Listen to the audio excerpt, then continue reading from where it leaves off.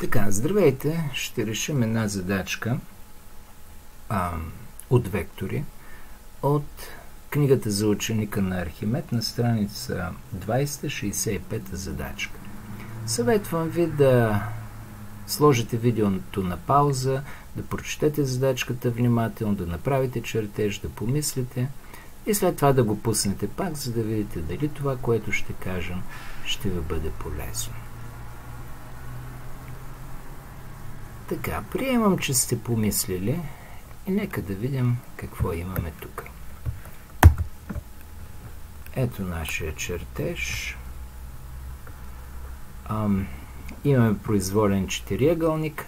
М и N са среди на двете срещу положни страни. И искаме да докажем, че Mn като вектор е равно на 1/2 от векторите AD плюс BC. Как може да докажем това нещо? Ето това е, което искаме да докажем. То прилича малко на теорема, която има в учебника. Някои наричат основна задача в векторната алгебра. Само, че не е съвсем, условието не е съвсем това, което ни трябва. Така че, може да се опитаме пак да започнем от някъде, да се опитаме да изразим Mn, да използваме теоремата, основната задача и да видим дали това ще ни заведе до някъде. За да можем да използваме, да имаме условието на задачата изпълнено, трябва да имаме ето един такъв триъгълник. И в него, от него може да изразим, че Mn е равно на 1/2 от Md плюс МЦ. Това равенство прилича малко на равенството, което трябва да докажем, но все пак не е съвсем същото. Там влизат AD и BC, а тук имаме MD и МЦ. Започваме да търсим начин, по някакъв начин, MD и МЦ да ги изразим с нещо, което им е равно, обаче което да включва AD и BC. Гледайки в чертежа, може да видим, например, че нашия вектор MD може да бъде представен като сбор на векторите AM плюс AD. Така че започваме да заместваме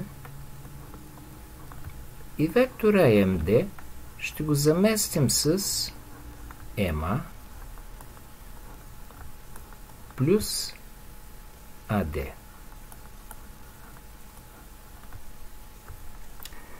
Това ни е вектора, както казахме, MD. Остава ни MC. По същия начин MC може да го заместим с MB плюс BC. MC заместваме с MB плюс BC. Така, в този израз влизат AD и BC, което ни трябва, обаче имаме допълнителните MA и MB. Какво да правим с тях? Отново, ако погледнем внимателно нашия чертеж, виждаме, че векторите MA и MB са противоположни.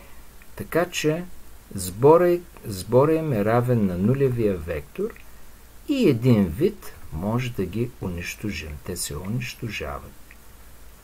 И в крайна сметка получаваме това, което ни трябва, че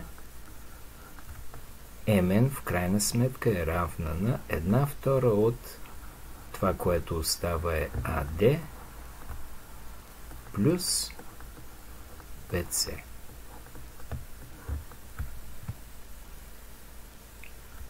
Същото като оригиналното равенство. Mn е равно на 1/2 AD плюс BC.